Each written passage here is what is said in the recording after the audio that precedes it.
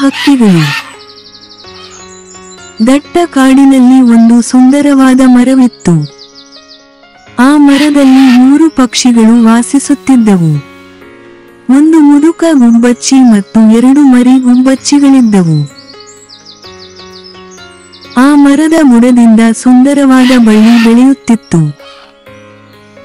ದೊಡ್ಡ ಹಕ್ಕಿ ಅದನ್ನು ನೋಡಿ ಚಿಕ್ಕ ಹಕ್ಕಿಗಳ ಬಳಿಗೆ ಹೋಯಿತು. ನಮ್ಮ ಮರದಲ್ಲಿ ಬಳ್ಳಿ ಬೆಳೆಯುತ್ತದೆ. ಅದು ಬೆಳೆದು ದೊಡ್ಡದಾದರೆ ನಮಗೆ ದೊಡ್ಡ ಅಪಾಯ ಬರುತ್ತದೆ. ನಾವು 3 ಹೋಗಿ ಬಳ್ಳಿ ಕಡಿಯುತ್ತೇವೆ. ಬೇಡ ಬೇಡ, ಆ ಬಳ್ಳಿ ಈ ಮರಕ್ಕೆ ತುಂಬಾ ಸುಂದರವಾಗಿದೆ. ಅಪಾಯ ಎಲ್ಲ ಏನೂ ಬರುವುದಿಲ್ಲ. ನನ್ನ ಅನುಭವದಿಂದ ನಾನು ಈ ಸೌಂದರ್ಯ ಅಪಾಯಕಾರಿ ಎಂದು ಹೇಳುತ್ತೇನೆ. ಈಗ ಅದು ನಿಮ್ಮ ಆಯ್ಕೆಯಾಗಿದೆ. ಕೆಲವೇ ದಿನಗಳಲ್ಲಿ ಮರದ ಮೇಲೆ ಬಳ್ಳಿ ಬಹಳ ಗಟ್ಟಿಯಾಗಿ ಬೆಳೆದಿತ್ತು. ಒಂದು ದಿನ 3 ಹಕ್ಕಿಗಳು ಆಹಾರ ಹುಡುಕಿಕೊಂಡು ಹೋದಾಗ ಆ ಸಮಯದಲ್ಲಿ ಒಬ್ಬ ಬೇಟೆಗಾರ ಪಕ್ಷಿಗಳನ್ನು ಹಿಡಿಯಲು ಬಂದನು ಮತ್ತು ಬಳ್ಳಿಯ ಸಹಾಯದಿಂದ ಮರವನ್ನು ಹತ್ತಿ ಹಕ್ಕಿಯ ಗೂಡಿನ ಮೇಲೆ ಬಲೆಗಳನ್ನು ಹಾಕಿದನು. ಸ್ವಲ್ಪ ಸಮಯದ ನಂತರ ನಾವು ಹಿಂತಿರುಗುತ್ತೇವೆ. ಹಕ್ಕಿ ತನ್ನ ಗೂಡಿಗೆ ಮರಳಿತು. ಅದರತ್ತ ಗಮನ ಹರಿಸದೆ ನೆಟ್ ಮೇಲೆ ಕುಳಿತರು. ಅಯ್ಯೋ, ನಾವು ಚೆನ್ನಾಗಿ ಸಿಕ್ಕಿ ಹಾಕಿಕೊಂಡಿದ್ದೇವೆ. ಆ ಧ್ವಜದಿಂದ ನಮಗೆ ಆಪತ್ತು ಬರುತ್ತದೆ ಎಂದು ಆಗ ಹೇಳಿದ್ದೆ. ನೀವ್ಯಾರೂ ಅದರ ಜವಾಬ್ದಾರಿಯನ್ನು ಹೊತ್ತುಕೊಂಡಿಲ್ಲ. ನಮ್ಮನ್ನು ಕ್ಷಮಿಸಿ ಮತ್ತು ಇದರಿಂದ ಹೊರಬರುವ ಮಾರ್ಗವನ್ನು ನಮಗೆ ತಿಳಿಸಿ. ಸರಿ, ಪರವಾಗಿಲ್ಲ. ಈಗ ನಮಗೆ ಸಮಯವಿದೆ. ಅದರ ಬಗ್ಗೆ ಯೋಚಿಸೋಣ. ಒಂದು ಉಪಾಯ ಇದೆ. ನಾವು 3 ಮೈಮರೆತಂತೆ ನಟಿಸುತ್ತೇವೆ. ವೇದಾನ್ ನಮ್ಮನ್ನು ನೆಲಕ್ಕೆ ಹಾಕುತ್ತೇವೆ. ಆಗ ನಾವು 3 ಹಾರಿ ಹೋಗುತ್ತೇವೆ. ಸರಿ, ಅದನ್ನೇ ಮಾಡೋಣ. ಸ್ವಲ್ಪ ಹೊತ್ತಿನ ನಂತರ ವೇದನ್ ಬಂದ. ಅವನು ಪಕ್ಷಿಗಳನ್ನು ಒಂದೊಂದಾಗಿ ಮರದಿಂದ ಬೀಳಿಸಿದನು. ಆಗ 3 ಹಕ್ಕಿಗಳು ಅಲ್ಲಿಂದ ಹಾರಿ ಹೋದವು.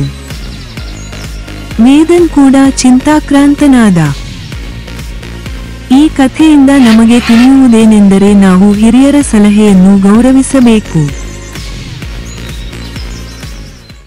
ಹಸು ಮತ್ತು ಹುಲಿ. ಒಂದು ಸ್ಥಳದಲ್ಲಿ 3 ಹಸುಗಳು ಹುಲ್ಲು ಮೇಯುತ್ತಿದ್ದವು. ಆಗ ಅಲ್ಲಿಗೆ ಹುಲಿಯೊಂದು ಬಂದಿತು. ಇಂದು ನಮಗೆ ಉತ್ತಮ ಬೇಟೆ. ಅಲ್ಲಿ ಒಂದು ಹಸು ಹುಲಿಯನ್ನು ಕಂಡಿತು. ಅಯ್ಯೋ, ಹುಲಿ ಬರುತ್ತಿದೆ, ಎಲ್ಲರೂ ಓಡಿ. ಹುಲಿ ಹಸುವನ್ನು ತಿನ್ನಲು ಯತ್ನಿಸಿತು. 2 ಹಸುಗಳು ತಪ್ಪಿಸಿಕೊಂಡಿದ್ದು, ಒಂದು ಹಸು ಮಾತ್ರ ಹುಲಿ ಹಿಡಿದಿದೆ. ನನಗೆ ತುಂಬಾ ಹಸಿವಾಗಿದೆ. ನಾನು ಏನನ್ನು ತಿನ್ನಲಿದ್ದೇನೆ. ಸ್ವಲ್ಪ ನಿಲ್ಲಿ, ಏನು ತಿನ್ನಬಾರದು ನಾನು ಹೇಳುವುದಿಲ್ಲ. ಕೊನೆಗೆ ನಾನು ನನ್ನ ಮಗುವನ್ನು ನೋಡುತ್ತೇನೆ ಮತ್ತು ನಾನು ಅವನಿಗೆ ತಿನ್ನುತ್ತೇನೆ. ನಾನು ಹಿಂತಿರುಗುತ್ತೇನೆ. ಏನು ನನ್ನನ್ನು ಮೋಸ ಮಾಡಲು ಹೊರಟಿದ್ಯಾ? ಇಲ್ಲ ಪುಲಿಯನ್ನ, ನಾನು ನಿಮಗೆ ಭರವಸೆ ನೀಡುತ್ತೇನೆ. ನಾನು ನಾಳೆ ಬೆಳಿಗ್ಗೆ ಹಿಂತಿರುಗುತ್ತೇನೆ. ನಾನು ಏನನ್ನು ನಂಬುತ್ತೇನೆ. ನಾಳೆ ಹೋಗಿ ಬಾ. ಹಸು ಕರುವಿನ ಹತ್ತಿರ ಬಂದಿತು. ಅಮ್ಮ, ನೀನು ಬರಲಿಲ್ಲ ಅಂತ ಚಿಂತೆಯಾಯಿತು. ಹೇಗೋ ಬಂದೆ. ಲಕ್ಷ್ಮಿ, ನೀನು ಹೇಗೋ ಹುಲಿಯಿಂದ ತಪ್ಪಿಸಿಕೊಂಡು ಬಂದದ್ದು ಒಳ್ಳೆಯದು. ಇಲ್ಲ, ನನ್ನ ಮಗುವನ್ನು ಕೊನೆಯ ಬಾರಿಗೆ ಹಸಿವಿನಿಂದ ಮಾಡುತ್ತೇನೆ ಮತ್ತು ನಾಳೆ ಹಿಂತಿರುಗುತ್ತೇನೆ ಎಂದು ನಾನು ಹುಲಿಗೆ ಭರವಸೆ ನೀಡಿದ್ದೆ. ನನ್ನ ಮಗುವನ್ನು ನೀನು ನೋಡಿಕೊಳ್ಳಬೇಕು. ಮರುದಿನ ಬೆಳಿಗ್ಗೆ ನಾನು ಹೋಗುತ್ತಿದ್ದೇನೆ. ನನ್ನ ಮಗುವನ್ನು ನೋಡಿಕೊಳ್ಳಿ. ಅಮ್ಮ, ನೀನು ಹೊರಡಬೇಡ, ನನ್ನ ಜೊತೆ ಇರು. ಲಕ್ಷ್ಮಿ ಹೋಗಬೇಡ. ಹಸು ಹುಲಿಯ ಬಳಿಗೆ ಹೋಯಿತು. ಏನು ಬಂದೆ? ನಾನು ಈಗ ಏನನ್ನು ತಿನ್ನುತ್ತೇನೆ. ಆಗ ಹಸುವಿನ ಕರು ಮತ್ತು ಅವಳ ಸ್ನೇಹಿತೆ ಹಸು ಸೀತೆ ಅಲ್ಲಿಗೆ ಬಂದರು. ಹುಲಿಯನ್ನ, ನಮ್ಮಮ್ಮನನ್ನು ಬಿಟ್ಟು ನನ್ನನ್ನು ತಿನ್ನು. ಇಲ್ಲ ಇಲ್ಲ ಹುಲಿ ಸಹೋದರ, ನನ್ನ ಸ್ನೇಹಿತನನ್ನು ಬಿಟ್ಟು ನನ್ನನ್ನು ತಿನ್ನು, ನಿನ್ನ ಹಸಿವು ನೀಗುತ್ತದೆ. ಕರು ಮತ್ತು ಹಸುವಿನ ಗೆಳೆಯ ಸರದಿಯಲ್ಲಿ ಹೀಗೆ ಹೇಳುತ್ತಿದ್ದರು. ನನ್ನನ್ನು ಕ್ಷಮಿಸಿ, ಏಳುವರ ಹೆಣ್ಣು ಕೃತಿಯ ಏಕತೆಗೆ ನಾನು ಅಷ್ಕರಪಡುತ್ತೇನೆ. ನಾನಾಗೆ ಹೆಣ್ಣನ್ನು ತಿನ್ನಲು ಮನಸ್ಸಾಗುತ್ತಿಲ್ಲ. ಏನು ಹೋಗಿ ಸುಖವಾಗಿ ಬಲು. ಧನ್ಯವಾದಗಳು ಸಹೋದರ. ಈ ಕಥೆಯಿಂದ ನಾವು ಕಲಿಯುವುದೇನೆಂದರೆ, ನಾವು ಪ್ರಾಮಾಣಿಕವಾಗಿ ಮತ್ತು ಒಗ್ಗಟ್ಟಿನಿಂದ ಇದ್ದರೆ ನಮಗೆ ಒಳ್ಳೆಯದು ಸಂಭವಿಸುತ್ತದೆ. ನಾಯಿ ಮತ್ತು ಗಿಳಿ. ಒಂದು ಹಳ್ಳಿಯಲ್ಲಿ ಅರುಣ್ ಮತ್ತು ಅವನ ಸಹೋದರ ವರುಣ್ ಮನೆಗೆ ಹೋಗುತ್ತಿದ್ದರು. ದಾರಿಯಲ್ಲಿ ಅವರಿಗೆ ಮರದಲ್ಲಿ ಗಿಳಿ ಕಾಣಿಸಿತು. ಅರುಣ್ ಸಹೋದರ, ನನಗೆ ಆ ಗಿಳಿ ಬೇಕು, ಹಿಡಿದುಕೊಳ್ಳಿ. ಸರಿ, ನಾನು ಸಹಾಯಕ್ಕಾಗಿ ಯಾರನ್ನಾದರೂ ಕೇಳುತ್ತೇನೆ. ಸೋಮು ಸಹೋದರ, ಆ ಗಿಳಿಯನ್ನು ನಮಗಾಗಿ ಹಿಡಿದುಕೊಳ್ಳಿ. ಬನ್ನಿ, ಅದನ್ನು ಪಡೆಯಲು ಹೋಗೋಣ.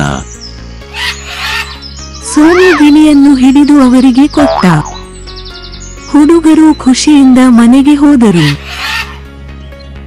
ಅವರು ಗಿಳಿಯನ್ನು ಪಂಜರದಲ್ಲಿ ಬಂಧಿಸಿದರು. ಗಿಳಿ, ಈ ಹಣ್ಣನ್ನು ತಿನ್ನು. ಆಗ ಟಾಮಿ ಅವರು ಸಾಕುತ್ತಿದ್ದ ನಾಯಿ ಮರಿ ಪಂಜರದ ಬಳಿ ಹೋಯಿತು. ಗಿಳಿ ಹೆದರಿತು. ಭಯಪಡಬೇಡ ಗಿಣಿ, ನಾನು ನಿನಗೇನು ಮಾಡುವುದಿಲ್ಲ. ನೀನು ಇಲ್ಲಿಗೆ ಹೇಗೆ ಬಂದೆ? ನಾನು ಮರದಲ್ಲಿದ್ದಾಗ ಅವರು ನನ್ನನ್ನು ಹಿಡಿದು ಈ ಪಂಜರದಲ್ಲಿ ಹಾಕಿದರು. ನನಗೊಂದು ಉಪಕಾರ ಮಾಡುತ್ತೀಯಾ? ಸರಿ ಹೇಳು, ನಾನು ಮಾಡುತ್ತೇನೆ. ನಾನು ಮುಕ್ತವಾಗಿ ಹಾರುತ್ತೇನೆ ಮತ್ತು ನನ್ನ ಕುಟುಂಬದೊಂದಿಗೆ ಸಂತೋಷದಿಂದ ಬದುಕುತ್ತೇನೆ. ನಾನು ಈ ಪಂಜರದಲ್ಲಿ ಬದುಕಲಾರೆ. ನನ್ನ ಪಂಜರವನ್ನು ತೆರೆಯಿರಿ ಮತ್ತು ನನ್ನನ್ನು ಹಾರಲು ಬಿಡಿ. ನಾನು ಅದನ್ನು ತೆರೆಯಲು ಸಾಧ್ಯವಿಲ್ಲ. ನಾನು ನಿಮಗೆ ಒಂದು ಉಪಾಯವನ್ನು ನೀಡುತ್ತೇನೆ. ಸರಿ. ನೀವು ಮೂರ್ಛೆ ಹೋದಂತೆ ನಟಿಸಿ ನಿಮಗೆ ಏನಾಯಿತು ಎಂದು ಕೇಳಲು ಅವರು ನಿಮ್ಮನ್ನು ಈ ಪಂಜರದಿಂದ ಹೊರಗೆ ಕರೆದೊಯ್ಯುತ್ತಾರೆ. ನಂತರ ನೀವು ಹಾರಿ ಹೋಗುತ್ತೀರಿ. ಸರಿ, ನಾನು ಮಾಡುತ್ತೇನೆ. ನಾಯಿ ಮರಿ ಹೋಗಿದೆ ಮತ್ತು ಗಿಳಿ ಹಾಗೆಯೇ ಮಾಡಿದೆ. ಹುಡುಗರು ಪಂಜರದ ಬಳಿ ಬಂದರು. ಅಣ್ಣ, ಈ ಗಿಳಿ ಹಣ್ಣನ್ನು ತಿನ್ನದೆ ಮಲಗಿದ್ದಾನೆ.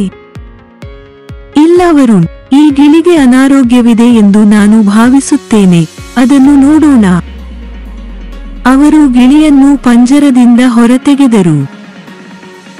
ಗಿಳಿ ನಿಧಾನವಾಗಿ ಎದ್ದು ಹಾರಿ ಹೋಯಿತು. ಅಣ್ಣ, ಆ ಗಿಳಿ ಹಾರಿ ಹೋಗಿದೆ. ಪರವಾಗಿಲ್ಲ ವರುಣ್, ಮುಕ್ತವಾಗಿ ಹಾರಲು ಬಿಡು, ಚಿಂತಿಸಬೇಡ. ಆಗ ಮಾತ್ರ ನೆಮ್ಮದಿಯಿಂದ ಬದುಕಲು ಸಾಧ್ಯ. ಸರಿ ಸಹೋದರ. ಈ ಕಥೆಯಿಂದ ನಮಗೆ ತಿಳಿಯುವುದೇನೆಂದರೆ, ನಾವು ಪಕ್ಷಿಗಳನ್ನು ಪಂಜರದಲ್ಲಿ ಇಡುವುದಕ್ಕಿಂತ ಹೆಚ್ಚಾಗಿ ಅವುಗಳನ್ನು ಮುಕ್ತವಾಗಿ ಬಿಟ್ಟರೆ ಅವು ಹೆಚ್ಚು ಕಾಲ ಸಂತೋಷದಿಂದ ಬದುಕುತ್ತವೆ. ಕಾಡು ಮೊಲ ಮತ್ತು ಹಣ್ಣುಗಳು. ಮೊಲ ಒಂದು ಕಾಡಿನಲ್ಲಿ ನಡೆಯುತ್ತಿತ್ತು. ಮೊಲದ ದಾರಿಯಲ್ಲಿ ಕೆಲವು ಪಕ್ಷಿಗಳು ಮತ್ತು ಪ್ರಾಣಿಗಳು ಹಣ್ಣುಗಳನ್ನು ತಿನ್ನುತ್ತಿದ್ದವು. ಅದನ್ನು ನೋಡಿದ ಮೊಲವು ಅವರ ಬಳಿಗೆ ಹೋಗಿ ಹಣ್ಣುಗಳನ್ನು ಕೇಳಿತು. ಪಕ್ಷಿಯಾಗಲಿ ಪ್ರಾಣಿಯಾಗಲಿ ಹಣ್ಣು ಕೊಡಲಿಲ್ಲ. ಮೊಲಕ್ಕೆ ಮರ ಹತ್ತಿ ಹಣ್ಣನ್ನು ಕೊಯ್ದು ತಿನ್ನಲು ಹೇಳಲಾಯಿತು. ಮೊಲ ಮರವನ್ನು ಹತ್ತಲು ಪ್ರಯತ್ನಿಸಿ ವಿಫಲವಾಯಿತು ಮತ್ತು ದುಃಖದಿಂದ ಸ್ವಲ್ಪ ದೂರ ಹೋಗಿ ಕುಳಿತುಕೊಂಡಿತು. ಅಲ್ಲಿ ಆಗ ಒಬ್ಬ ಗುರೂಜಿ ಮೊಲದ ಬಳಿ ಹೋದರು. ಏನು ಮೊಲ, ನೀನು ಯಾಕೆ ದುಃಖಿಸುತ್ತಿರುವೆ? ಹಣ್ಣುಗಳನ್ನು ಕೊಯ್ದು ತಿನ್ನಲಾಗಲಿಲ್ಲ. ಓ ಹೌದಾ, ಮಂತ್ರ ಹೇಳುತ್ತೇನೆ. ಮರದ ಮುಂದೆ ನಿಂತು ಪಠಿಸಿದರೆ ಹಣ್ಣುಗಳು ಉದುರುತ್ತವೆ. ಓಂ ಕ್ರೀಂ ಹಣ್ಣು ಕೆಳಗೆ ಬೀಳು ಎಂದು ಹೇಳಿ. ಧನ್ಯವಾದಗಳು ಗುರೂಜಿ. ಮೊಲವು ಮರದ ಮುಂದೆ ಹೋಗಿ ಮಂತ್ರವನ್ನು ಹೇಳಿತು. ಓಂ ಕ್ರೀಂ ಹಣ್ಣು ಕೆಳಗೆ ಬೀಳು. ಹಣ್ಣು ಬಿದ್ದಿತು. ಮತ್ತೆ ಮರದ ಮುಂದೆ ನಿಂತು ಹೇಳಿದರು, ಓಂ ಕ್ರೀಂ ಹಣ್ಣು ಕೆಳಗೆ ಬೀಳು.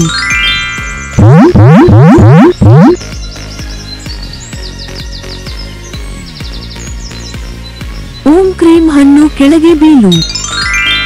ಹಣ್ಣಿನ ಸಮೇತ ಕೆಳಗೆ ಬಿದ್ದಿತು. ಯಾರು ನನ್ನನ್ನು ಕೆಳಗೆ ತಳ್ಳಿದರು? ನೀನು ಮೊಲ, ನಾನು ನಿನಗೆ ಏನು ಮಾಡುತ್ತಿದ್ದೇನೆ ಎಂದು ನೋಡು. ಹುಲಿ ಅಣ್ಣ, ನಾನು ಗುರೂಜಿ ಮಂತ್ರ ಜಪಿಸಿದ್ದು ಹಣ್ಣುಗಳು ಕೆಳಗೆ ಬೀಳುವಂತೆ ಮಾಡುವಂತ ನೀನು ಬಿದ್ದೆ. ಯಾವ ಮಂತ್ರ? ನನಗೂ ಹೇಳು. ಓಂ ಕ್ರೀಂ ಹಣ್ಣು ಕೆಳಗೆ ಬೀಳು, ಇದೇ ಮಂತ್ರ. ಆ ಮರದ ಹತ್ತಿರ ಹೋಗೋಣ. ಈ ಮೊಲವು ಹಣ್ಣನ್ನು ತಿನ್ನುತ್ತದೆ. ಇಲ್ಲೇ ಇರು ಎಂದು ಹೇಳೋಣ. ಮೊಲ, ನೀವು ಇಲ್ಲಿಯೇ ಇರಿ, ನಾನು ಮರದ ಹತ್ತಿರ ಹೋಗಿ ಮಂತ್ರ ಹೇಳುತ್ತೇನೆ. ಸರಿ ಪುಲಿಯನ್ನ. ಓಂ ಕ್ರೀಂ ಹಣ್ಣು ಕೆಳಗೆ ಬೀಳು. ಆಗ ಮರದ ಹಣ್ಣುಗಳು ಗೂಡು ಕೆಳಗೆ ಬಿದ್ದವು. ಜೇನುನೊಣಗಳು ಹೋಗಿ ಹುಲಿಯನ್ನು ಕಚ್ಚಿದವು. ಅಯ್ಯೋ ಜೇನುಹುಳುಗಳು, ನಾವು ಇಲ್ಲಿಂದ ಓಡೋಣ. ಈ ಕಥೆಯಿಂದ ನಾವು ಕಲಿಯುವ ವಿಷಯವೆಂದರೆ ನಾವು ಇತರರ ಪ್ರಯೋಜನಗಳನ್ನು ಕಸಿದುಕೊಳ್ಳಬಾರದು. ಕೋಳಿ ಮತ್ತು ಬಾತುಕೋಳಿ. ಒಂದು ಹಳ್ಳಿಯಲ್ಲಿ ಕೆಲವು ಕೋಳಿಗಳಿದ್ದವು. ಕೆಲವು ದಿನಗಳ ನಂತರ ಕೋಳಿಗಳು ಮೊಟ್ಟೆಗಳನ್ನು ಇಡಲು ಪ್ರಾರಂಭಿಸಿದವು ಮತ್ತು ಒಂದು ಕೋಳಿ ಮನೆಯ ಛಾವಣಿಯಿಂದ ಮೊಟ್ಟೆ ಇಟ್ಟಿತು. ಅಯ್ಯೋ, ಮೊಟ್ಟೆ ಬಿದ್ದಿತು, ನಾನು ಈಗ ಏನು ಮಾಡುತ್ತೇನೆ? ಮೊಟ್ಟೆ ಉರುಳಿ ಅರುಣನ ಸೈಕಲ್ ಬುಟ್ಟಿಗೆ ಬಿದ್ದಿತು. ಅಮ್ಮ, ನಾನು ನನ್ನ ಸ್ನೇಹಿತನ ಮನೆಗೆ ಹೋಗುತ್ತೇನೆ. ಸರಿ ಅರುಣ್. ಅರುಣ್ ಸೈಕಲ್ ನಲ್ಲಿ ಹೋದ. ಬಾ ಅರುಣ್, ಹೇಗಿದ್ದೀಯಾ? ನಾನು ಚೆನ್ನಾಗಿದ್ದೇನೆ. ಅರುಣ್, ನಿಮ್ಮ ಸೈಕಲ್ ಮೇಲೆ ಮೊಟ್ಟೆ ಇದೆ. ಈ ಮೊಟ್ಟೆ ಇಲ್ಲಿಗೆ ಹೇಗೆ ಬಂತು? ನಮ್ಮ ಬಾತುಕೋಳಿ ಮೊಟ್ಟೆಯಂತಿದೆ, ಹೇಗೋ ಇಲ್ಲಿಗೆ ಬಂದಂತೆ. ಆ ಬಾತುಕೋಳಿಯ ಪಕ್ಕದಲ್ಲೇ ಈ ಮೊಟ್ಟೆ ಮರಿ ಮಾಡೋಣ. ಸರಿ, ನಾಳೆ ಶಾಲೆಯಲ್ಲಿ ನೋಡೋಣ. 2 ದಿನಗಳ ನಂತರ ಮೊಟ್ಟೆ ಮರಿಯಾಯಿತು. ಈ ಕೋಳಿ ನಮಗೆ ಹೇಗೆ ಬಂದಿತು? ತಾಯಿ. ನಾನು ನಿನ್ನ ತಾಯಿಯಲ್ಲ, ನಾನು ಬಾತುಕೋಳಿ. ನಾನು ನಿನ್ನನ್ನು ನಿಮ್ಮ ತಾಯಿಯ ಬಳಿಗೆ ಕರೆದೊಯ್ಯುತ್ತೇನೆ. ಆಗ ಅಲ್ಲಿಗೆ ಹದ್ದು ಬಂದಿತು. ಹದ್ದು ಗೆಳೆಯ, ನೀವು ನನಗೆ ಒಂದು ಉಪಕಾರ ಮಾಡಬೇಕು. ಸರಿ, ಹೇಳು, ನಾನು ಮಾಡುತ್ತೇನೆ. ಈ ಮರಿಯನ್ನು ಅದರ ತಾಯಿಗೆ ಸೇರಿಸಬೇಕು. ಸರಿ, ನನ್ನ ಮೇಲೆ ಹೋಗು, ನಾವು ಕಂಡುಹಿಡಿಯೋಣ. ಬಾತುಕೋಳಿ ಮತ್ತು ಕೋಳಿ ಹದ್ದಿನ ಮೇಲೆ ಹಾರಿದವು. ಸ್ವಲ್ಪ ದೂರ ಹೋದ ಮೇಲೆ ಕೆಳಗೆ ಇದ್ದ ಕೋಳಿಯನ್ನು ನೋಡಿ ಅದರ ಹತ್ತಿರ ಹೋದರು. ಕೋಳಿ, ಇದು ನಿಮ್ಮ ಕೋಳಿ? ಹೌದು, ಇದು ನನ್ನ ಕೋಳಿ. ನಾನು ಅದನ್ನು ಹುಡುಕುತ್ತಿದ್ದೆ.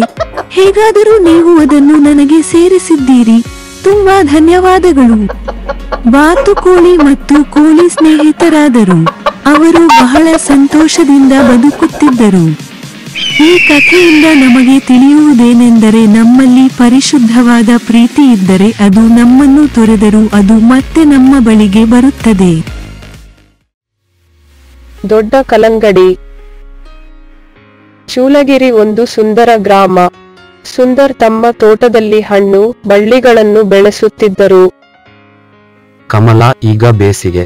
ನಮ್ಮ ತೋಟದಲ್ಲಿ ಸಾಕಷ್ಟು ಕಲಂಗಡಿ ಹಣ್ಣುಗಳಿವೆ. ನಾವು ಹೋಗಿ ಅವುಗಳನ್ನು ಕಿತ್ತು ಮಾರಾಟ ಮಾಡಬಹುದು.